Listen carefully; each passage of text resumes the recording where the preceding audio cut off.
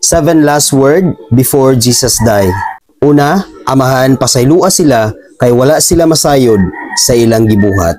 Sa Lucas 23, versikulo 33 hangtod sa 34. Sa pag-abot nila sa dapit nga ginganlag ang kalabira, gilansang nila si Jesus ug ang duha ka kriminal, ang usa diha sa iyang tuo ug ang usa sa iyang wala.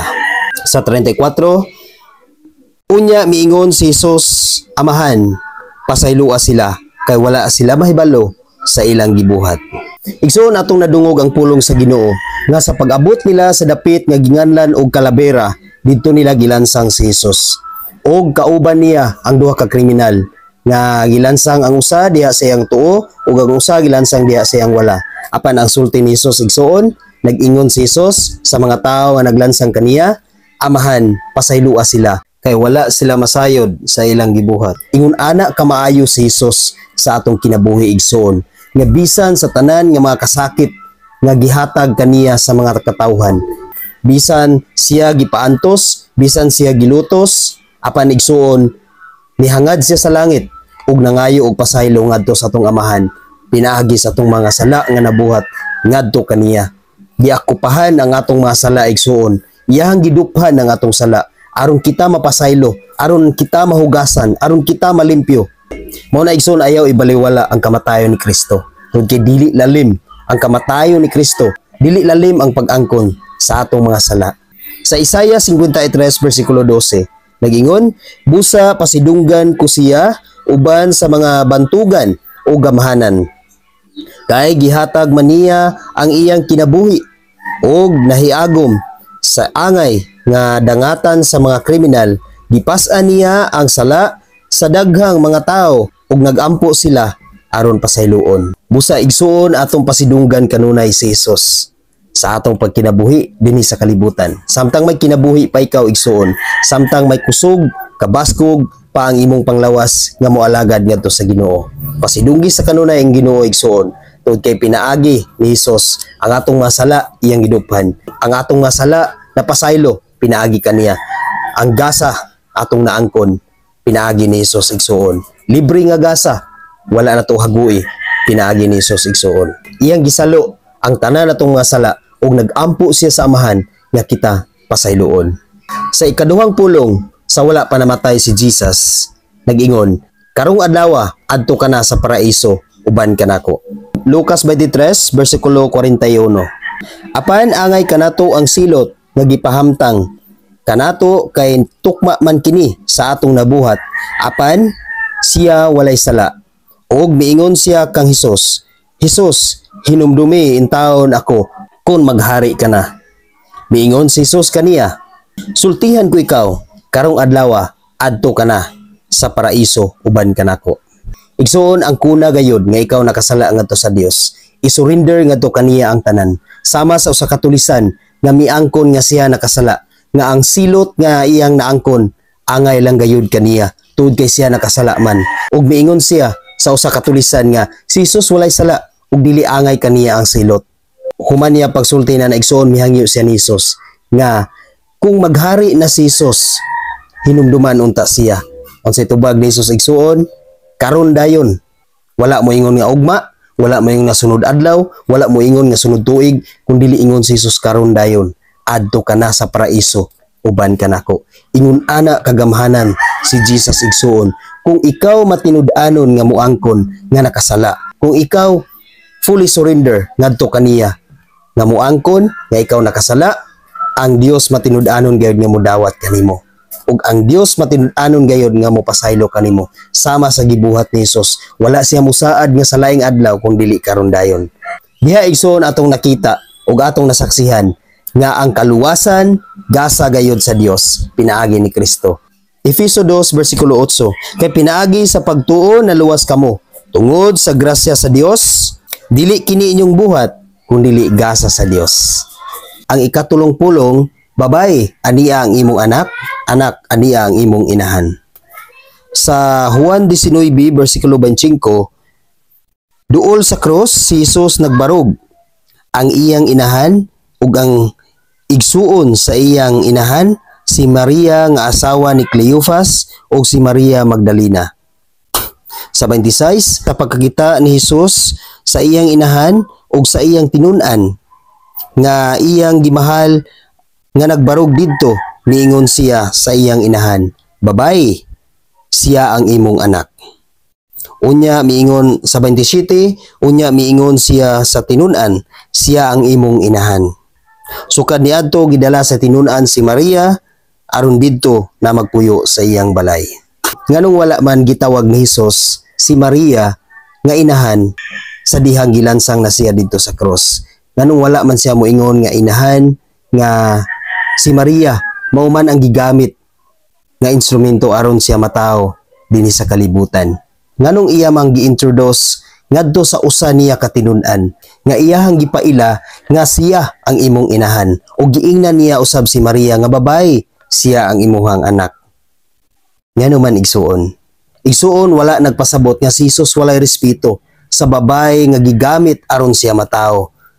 Si Maria nga gigamit aron siya matao dinhi sa kalibutan. Nga si Maria nahimong instrumento aron siya matao dinhi sa kalibutan.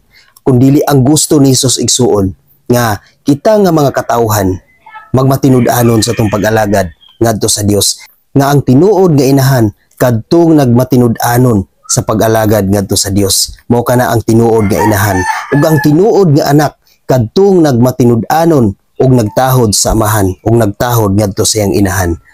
Ug ang tinuod nga anak kadtong matinud-anon nga nagtuo ug nag-alagad ug nagtahod ngadto sa Dios nga atong amahan nga tua sa langit. Tungod kay kung matinud-anon ka nga nag-alagad ug nagtuo ngadto sa atong amahan nga tua sa langit, imo gayong makatunan ang tinuod nga pagtahod sa atong inahan dinhi sa kalibutan. Sa ikaupat nga pulong nag-ingon, Diyos ko, nganong gibiyaan mo ako?" Mateo 27 versikulo 45 hangtod sa 46. Sa pagkautong tutok mitabon sa tibuok yuta ang kangitngit nga milungtad og 3 ka oras. Og sa pagka-alas 3 sa hapon mituaw si Jesus ili-ili lama sa batani nga sa ato pa, Diyos ko, nganong gibiyaan mo ako?" Igsuon wala kini nagpasabot nga ang Dios mibiya kang Hesus. Wala kini nagpasabot nga wala na magpakabana ang atong amahan nga atoa sa langit ngadto kang Hesus. Kundili ang iyang gipasabot niini, nganong nibiya kaniya ang iyang katawhan, nganong wala mituo kaniya ang iyang katawhan, nganong wala mialagad kaniya ang iyang katawhan, nganong nagpadayon sila sa ilang pagkadautan. Mao kana ang punto ni Hesus igsuon, nga nganong nibiya kaniya ang iyang kaugalingon nga katawhan. Aton tan-awon sa Salmo 1 bersikulo 16 hangtod sa 18. "Gilibutan ako sa mga taong dautan nga daw mga iro nga mihasmag kanako o gikunis-kunis nila ang akong mga kamot ug tiil. Nakita na ang akong kabukugan, gitutukan ako sa akong mga kaaway.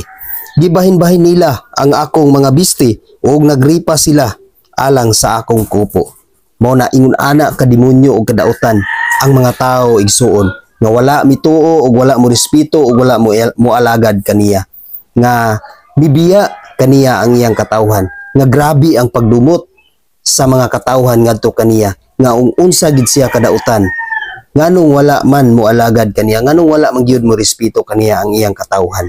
Maong niingon siya sa iyang amahan nga, Diyos ko, nganong gibiyaan mo ako?" Wala ka na nagpasabot igsuon nga ang atong amahan nga atoa sa langit mao ang nibiya kaniya, kundili kita nga katawhan, kita nga nagpadayon sa pagpakasala, kita nga nagtuman sa atong nahuna nga dili maayo ngadto kaniya, ug wala mo alagad ug wala mo respeto ngadto kaniya, nagibuhat ang tanan nga panamastamas ngadto kaniya, nga grabe ang iyang pagantos sa iyang kaugalingon nga katawhan. Gikunis-kunis nila ang kamot ug tiil ni Hesus, ilahang gitutukan ug isog kaayo si Hesus, ug ilang gibahin-bahin ang biste ni Hesus ug nagripa sila. Ingon ana sila kadautan ug wala nagtuo ug nag-alagad ni Hesus. Maong nakaingon si Hesus nga, Diyos ko, nganong gibiyaan mo ako?" Sa ikalimang pulong nag-ingon si Hesus, "Giuhaw ako." Sa Juan 19 bersikulo 28. Human niini si Hesus nga nasayod nga ang tanan natuman na, ug aron pagtuman sa kasulatan, niingon, giuhaw ako. Igsoon dili pasabot nga giuhaw si Hesus, literally nga giuhaw siya og tubig. Kung dili giuhaw siya kanato nga iyang mga katawhan igsoon. Giuhaw siya sa atong gugma igsoon. Giuhaw siya sa atong pag-alagad kaniya igsoon. Nga kinasing-kasing, nga matinud-anon, giuhaw siya ni ana igsoon. Busa igsoon, alagad nga matinud-anon sa Ginoo. Tod kay giuhaw si Hesus ni ana. Sa Hebreo 4 versikulo 16, busa dili kita magpanuko sa pagduol sa trono sa Dios, diin ana ang grasya, dinha madawat nato ang kaluoy ug ang grasya nga atong gikinahanglan. Mao kana ang gusto ni Hesus igsoon, nga mahitabo ug atong buhaton sa atong kinabuhi. Tod kay giuhaw siya kanato igsoon. Gusto sa Dios nga moduol kita ngadto sa atong amahan, nga matinud-anon gayud. Tod kay unsay naa didto igsoon, anaa ang grasya, anaa ang gasa. Nga mao kana ang kinabuhing walay katapusan igsoon. Sa ikaunom nga pulong nag-ingon si Hesus, natapos na. Sa Juan 19 versikulo 30. Human nakatilaw si Hesus sa suka miingon siya, natapos na. Unya miduko siya ug namatay. Igsoon ang mga tao gahi gayud kay pasabton. Sa pag-ingon ni Hesus nga siya giuhaw, ang mga tao igsoon wala gayud kasabot sa pag-ingon ni Hesus nga giuhaw siya. Nikuha kini og panaksan sa suka o gitunlob nila kadtong spungha o human ila kining giisa o gitunol sa baba ni Hesus. Ug human pagkatilaw ni Hesus niini, miingon si Hesus nga natapos na. Igsuon, natapos na ang buluhaton ni Kristo dinhi sa kalibutan. Natapos na og natuman na ang tanan niya nga obligasyon alang kanato. Busa igsuon, wala na si Hesus. Apan buhi pa ikaw, buhi pa kita. Busa igsuon paninuod sa imong pagtuo ngadto sa Dios. Tod kay natapos na ang buluhaton ni Kristo dinhi sa kalibutan. Apan ania pa kita. Busa magpadayon kita sa pagkamatinud-anon sa pag-alagad ngadto sa Dios, atong i-offer ngadto sa kanunay ang atong kaugalingon. Ang atong kaugalingon atong buhaton sa kanunay sa pagpasidungog ngadto sa Dios tungod kay kini gipakamatyan ni Kristo. Tungod kay kini gisakripisyuhan ni Kristo. Kini giantusan ni Kristo aron maangko nato ang tinuod nga kaluwasan, aron maangko nato ang tinuod nga kagawasan, aron atong maangkon ang tinuod nga ganti. Busa igsuon magmatinud-anon kita sa pag-alagad ug sa pagduol ngadto sa Dios. Sa Hebreo 10 versikulo 10 nag-ingon, tungod kay gituman ni Kristo ang buot ipabuhat sa Dios kaniya, nahinluan kitang tanan sa sala pinaagi sa paghalad sa iyang kaugalingong lawas sa makausa lamang ug alang sa tanang panahon. Sa Hebreo 10 versikulo 12 nag-ingon, apan si Kristo naghalad sa usa ka sakripisyo alang sa mga sala. Kining sakripisyuha epektibo hangtod nagayod sa kahangturan. Og unya milingkod siya sa tuo sa Dios. Mao na igsuon kita magmatinud-anon gayud kanunay sa Dios. Tungod kay ang sakripisyo nga gibuhat ni Hesus dinhi sa kalibutan hangtod nagayod sa kahangturan o gibuhat niya kini sa makausa lamang. O sa ikapito o katapusang pulong nga gisulti ni Hesus, Amahan, sa imong mga kamot itugyan ko ang akong espiritu. Lucas 23 versikulo 46. Unya sa kusog nga tingog misinggit si Hesus, Amahan, itugyan ko sa imong mga kamot ang akong espiritu. Human siya makasulti niini, namatay siya. Igsuon sa katapusan nga gininhawa ni Hesus dinhi sa kalibutan, iyang gisinggit sa makusog ngadto sa atong amahan nga tuwa sa langit, nga iyang itugyan ang iyang espiritu ngadto sa Dios. Igsuon, kumusta ang imong kinabuhi karon? Imo ba kanang gitugyan ang imong espiritu ngadto sa Dios nga matinud-anon gayud? Imo ba gayud nga gisurrender ang imuhang espiritu ngadto sa atong amahan nga tuwa sa langit? Igsuon, hinaot imo kanang gitugyan. Juan 10 versikulo 17 hangtod sa 18. Ang amahan na higugma kanako kay ako andaman pagtugyan sa akong kinabuhi, aron madawat ko kini pagbalik. Walay makahimo pagpatay kanako.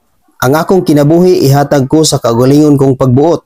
Mahimo ko ang paghalad sa akong kinabuhi og mahimo ko usab ang pagbawi niini. Mao kini ang gisugo kanako sa akong amahan. Mo na igsoon atong nasaksihan ang kadako sa gugma sa Dios sa atong kinabuhi. Ang kadako sa gugma ni Hesus kanato.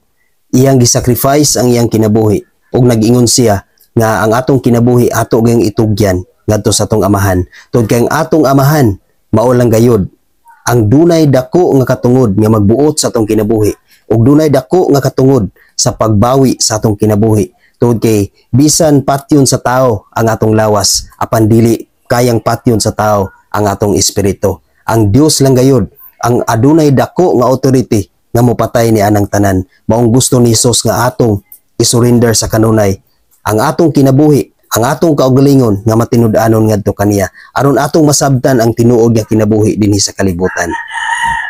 Maong kanang 7 last word ni Jesus before siya namatay. Iya gayud kanang gipahinumdom sa matag usa kanato aron kita magmatinud-anon sa kanunay sa atong pag-alagad ngadto sa Ginoo, sa atong pagsimba ngadto sa Ginoo igsuon. Tungod kay gusto siya nga masabtan nato ang atong kinabuhi ug gusto siya nga mahimo kita nga matarong ug ang pinakaimportante niya na igsuon, gusto ni Kristo nga ato gayong maangkon ang gasa nga gitagana sa Dios alang sa matag usa kanato nga mao kanang kinabuhing dayon. Hinaot nga ang 7 last word nga gipahinumdom ni Jesus kanatong tanan mga igsuon mopuyo kini sa atong tagsa-tagsa ka kinabuhi ug mao kanay makapalig-on sa atong pagtuo ug sa atong pag-alagad ngadto kaniya. Amen. God bless kaninyong tanan mga igsuon.